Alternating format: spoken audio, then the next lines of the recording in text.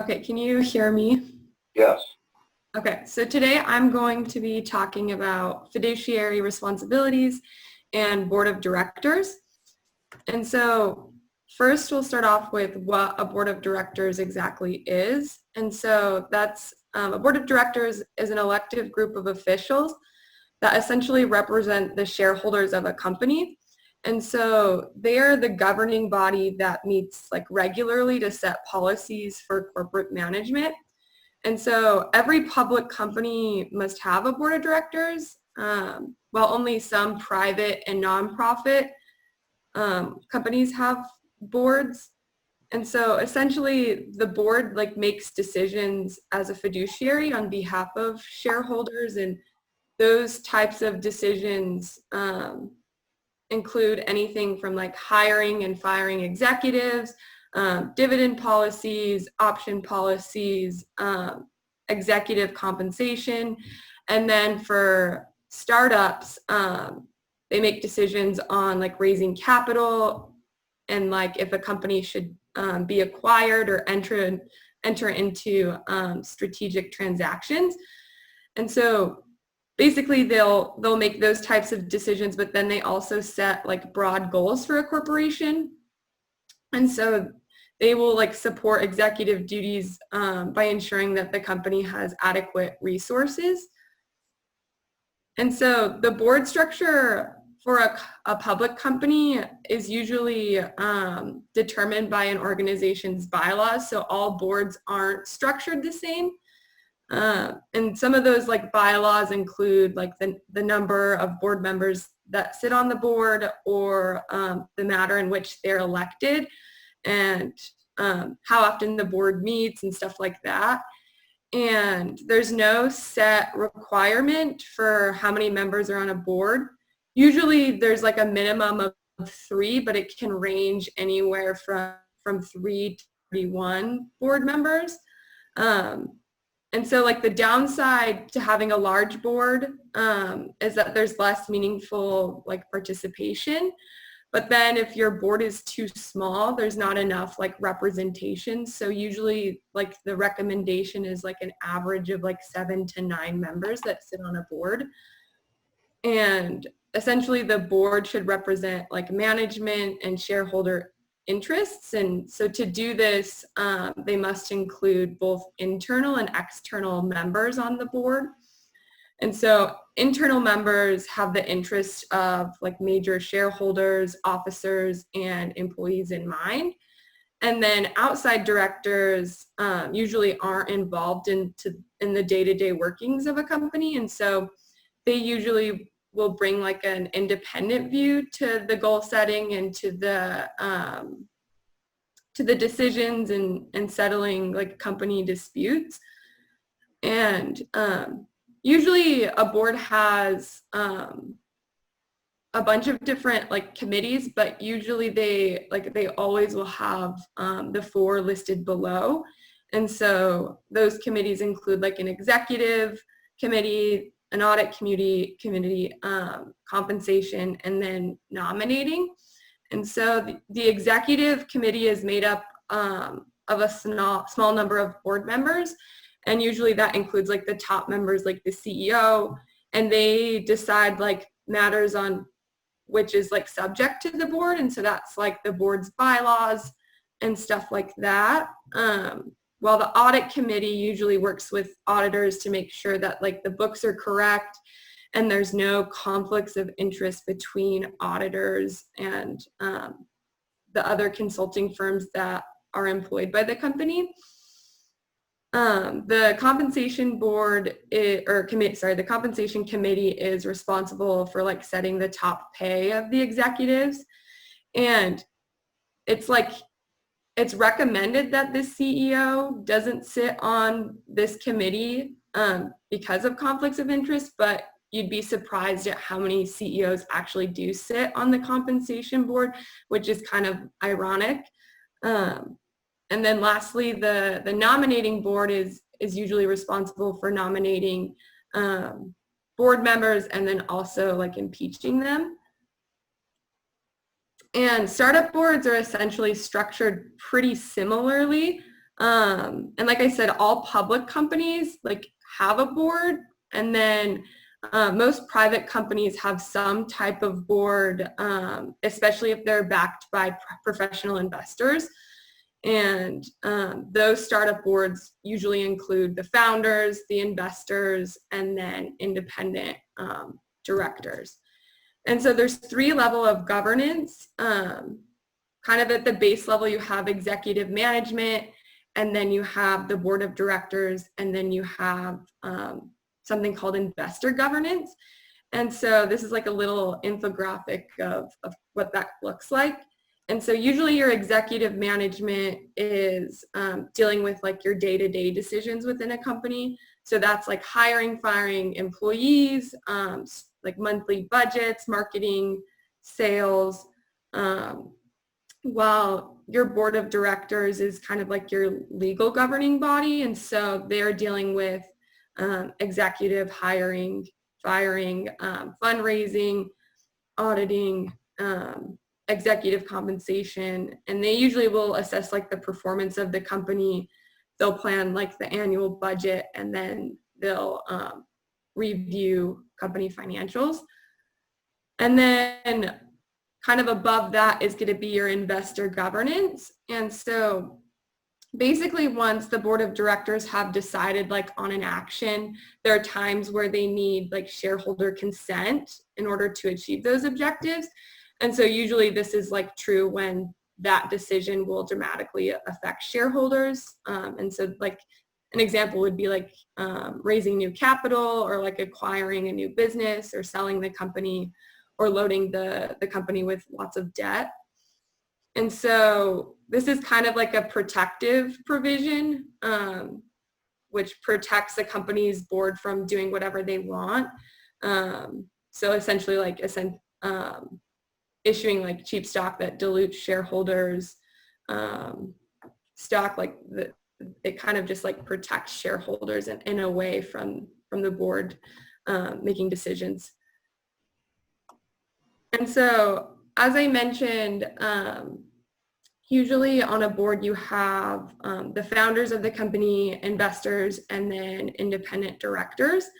And why you would want independent directors, there's a few reasons. And so basically you have like these investors who've piled millions of dollars into the company and have some type of ownership. And then you have founders who also have a certain degree of ownership as well, and they all want some type of control. And so independent directors allow founders to create kind of like a independence from founders making all the company's future decisions, and vice versa. And they kind of just neutralize the decisions and the bias within the board. And so if independent directors are chosen correctly, they can provide like an operating experience which is relevant to the business. So often they kind of play the role of the voice of the customer, which kind of brings an important relationship into consideration when making important decisions. And then lastly, if independent directors, they're usually pretty experienced operators who can mentor the founding team. And so this is like important when there's a lot of VCs on a board who only bring one type of thinking. An independent director kind of brings a different type of critical thinking that avoids like VC group think. And so here's like a little infographic on some qualities to consider when making decisions on bringing on an independent board member.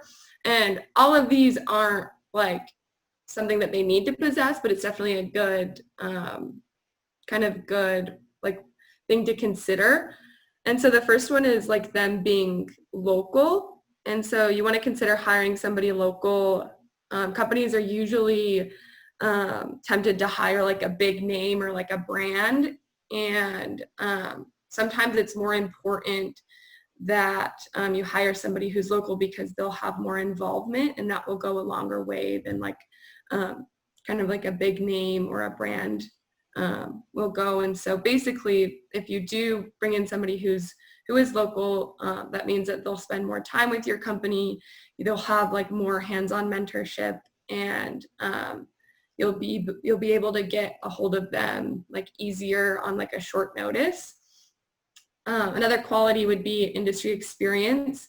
You'll have a lot of VCs on the board that will kind of be like a peer from like another startup or something like that. And so it's important that your independents have industry expertise, because they can get a huge value from someone who has run a large business and have dealt with like scaling challenges.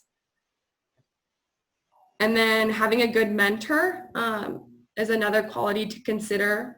So usually founders are faced with like hard decisions that need to be made with incomplete information, but those decisions can be pretty consequential. And so they have limited people that they can get input from. And so when choosing an independent board member, companies definitely should think about having somebody on their board that can mentor them and be able to open up to somebody who's not an investor on their board to get a different type of insight. And then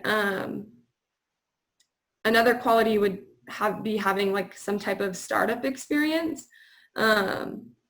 It's not like a requirement, but it helps with many issues that startups will face, because if somebody has only worked at a bigger company, they've never probably had to deal with like a lot of VCs, or like not a whole lot of cash in the bank, or like running a business on unlimited resources. So that's definitely you definitely want somebody who has some experience in the startup world. Another consideration is somebody who has time commitment. Kind of like I said before with having somebody local, the value you get out of an independent will usually be related to the time they have to put in helping you. And an interesting kind of unconventional quality that they listed here was like bringing in somebody who has skin in the game, essentially meaning like money. And kind of the idea behind that is like psychologically, if they have some money in the game, then they'll be thinking about the company differently. And basically, if somebody's willing to write a check, it kind of shows how committed they are. I don't think this one is necessarily one of the most important ones. It's kind of unconventional, but it's definitely something to consider. And then the last two qualities kind of go hand in hand. It would be to be an honest broker and then be diplomatic. And so usually the best directors are truly independent, and they take their role seriously in representing all the shareholders and stakeholders. And it's important to appoint somebody who has the interest of the entire company and not just like backing the CEO. And then somebody who will stick with you during the good times and the bad times. And so usually how independent board members are chosen is usually they're picked by an agreement between the common, which are the founders, and then the preferred, which are the investors and the VCs. And so I mentioned earlier that basically the foundation of a board member's service is their fiduciary duty. Fiduciary is, like, the definition of that is involving trust, especially with regard to the relationship between the trustee and the beneficiary. So basically board members, they're acting on behalf of the shareholders to manage their assets.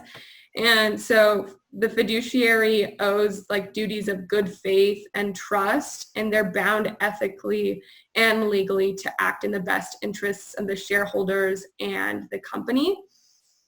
And there's three types of fiduciary duties: the duty of care, the duty of loyalty, and the duty of faith.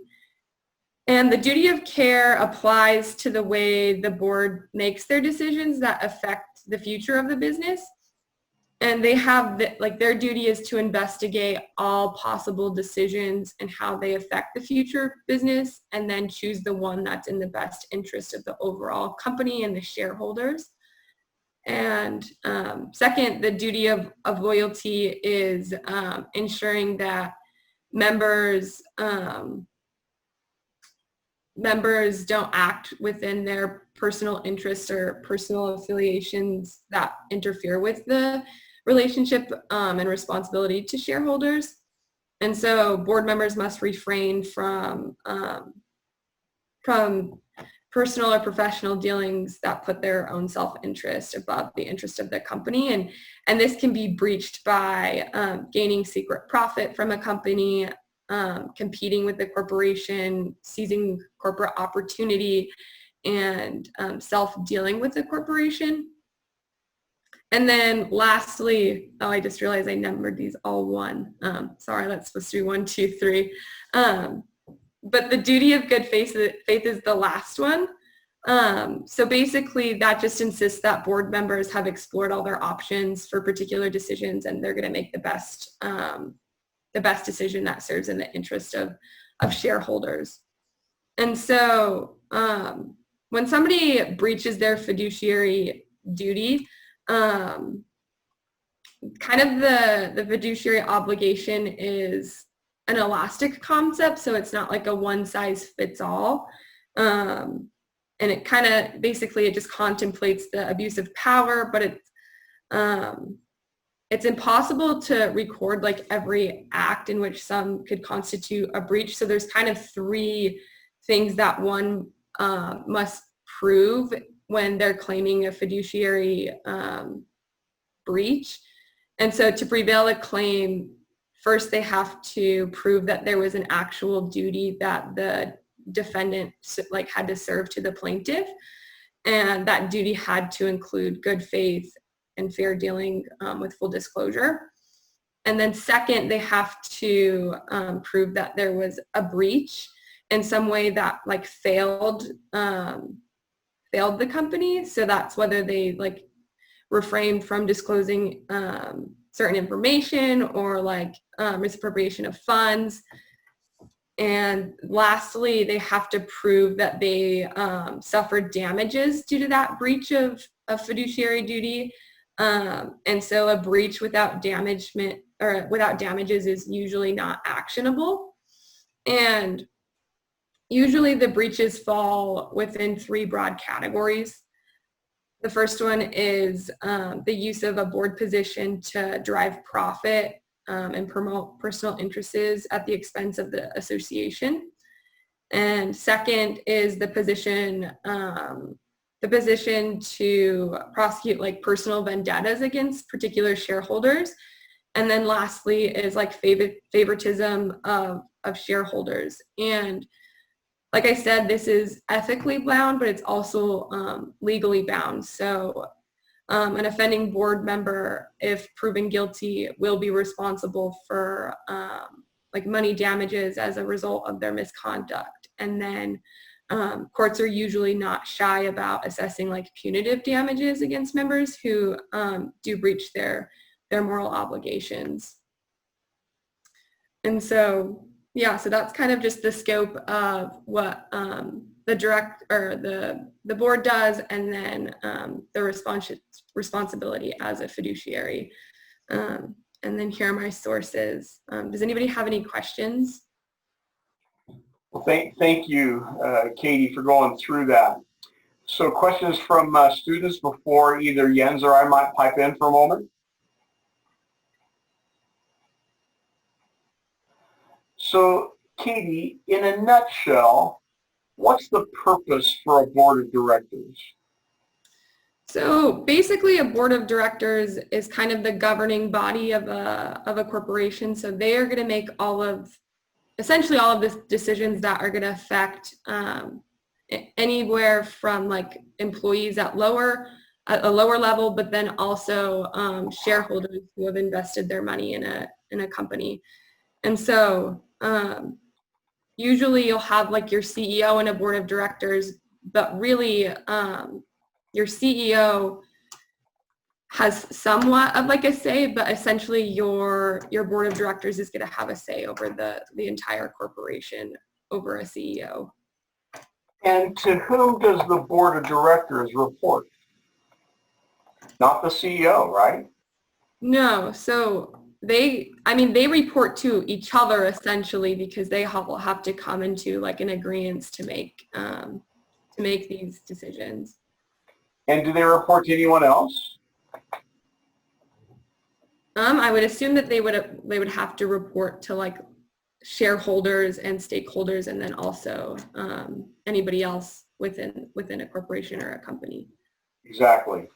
What other questions or comments might the rest of you like to have before we let Katie go on this? I had a couple of questions and comments. First of all, great presentation. For my job, I actually do work with proxy statements and shareholder reports. We nailed a lot of the information that's in those. But I had a couple questions. So you talked about this a little bit, but why is it so important that a majority of the board members are actually independent?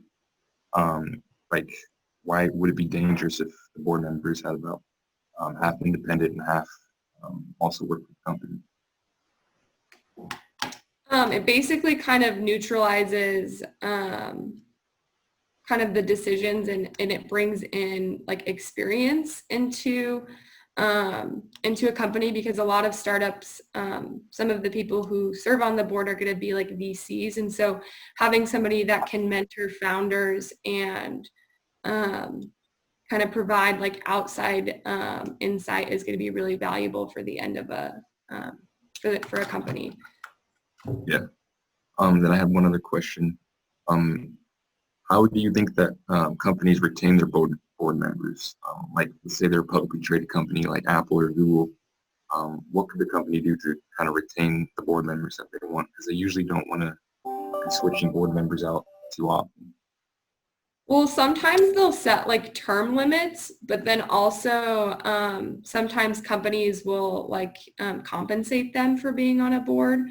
So there's different ways, and it's usually determined like within the bylaws of a board. So it's definitely like dependent on a company, but there's different ways that they can kind of keep their loyalty. Cool. Yep, that's all the questions I have. Very good. Jens, anything to add to this before we move on? No, not really. Okay. We can move on. Well, Katie, thank you so much. Nicely done.